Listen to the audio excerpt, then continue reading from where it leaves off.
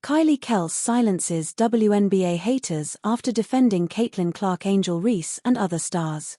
At the All-Star weekend, Caitlin Clark-Angel Reese and many other young players decided to get involved in the CBA negotiations with the WNBA.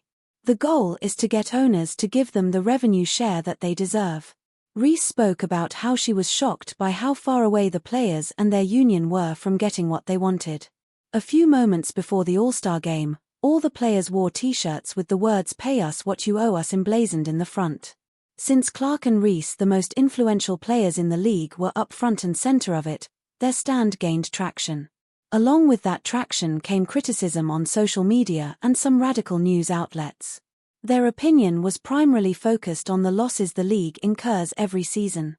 They believe that with those losses on their heads, it made no sense for the players to be demanding a pay raise.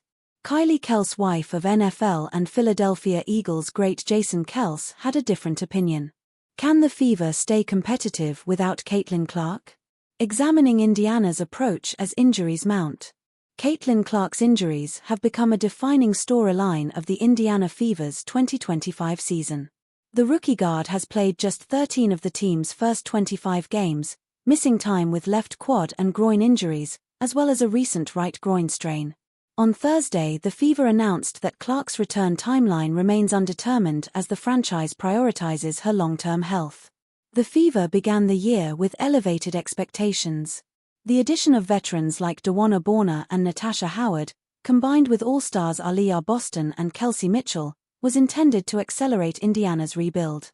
The team opened the season with a dominant win over the Chicago Sky, with Clark recording a triple-double. Since then, the roster has undergone significant changes. Bourne signed for her experience, played 9 games before being waived and returning to Phoenix.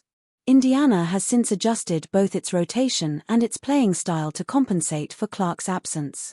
How the Fever have adjusted on both ends. On offense, opposing teams have shifted their defensive strategy. Last season, Clark faced blitzes on over 11% of her pick-and-roll possessions, the highest rate in the league.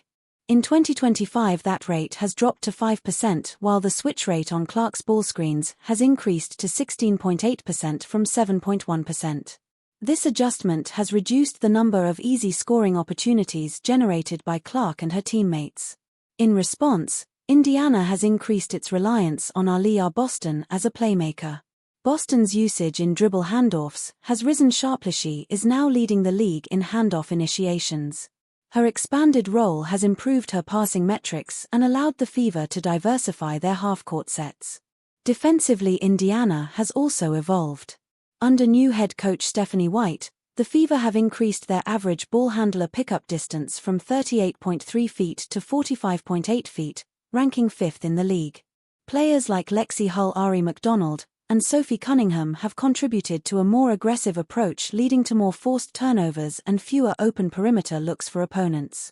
Team defensive coverage on pick-and-rolls has shifted as well. Indiana's switch rate has grown from 9.4% to 17.5%, while their blitz rate is now the highest in the league at 7.8%. These adjustments have resulted in modest improvements to the Fever's defensive rating compared to last season. Assessing the team's performance without Clark. In Clark's absence, Indiana has posted a 5-7 record but holds a positive point differential in those games. The Fever have leaned on Boston's development as a creator, while Mitchell's scoring and Cunningham's versatility have helped stabilize the lineup. Opposing teams are shooting 28.5% from 3 with Clark on the floor compared to 33.2% when she is on the bench. The Fever's defensive improvements have been incremental but noticeable. Indiana finished 11th out of 12 in defensive rating last year, but current trends suggest progress under White's leadership. The team's increased backcourt pressure and switching tactics have produced more consistent stops, although consistency remains an area for improvement. Clark's return would likely improve Indiana's offensive efficiency, particularly in transition and high pick-and-roll scenarios. However, the degree of her impact will depend on her health and how quickly she can reintegrate with a team that has adapted in her absence.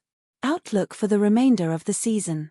Indiana's ability to remain in playoff contention will hinge on continued defensive growth and the successful reintegration of Clark into the rotation. The Fever have demonstrated the capacity to adapt tactically, but the competitive landscape of the WNBA remains challenging, with teams like the Liberty and Lynx setting a high standard. While Clark's recovery is the immediate focus, the data suggest that Indiana's evolving strategies on both ends of the court will be essential if the Fever are to meet preseason expectations and compete for a postseason spot.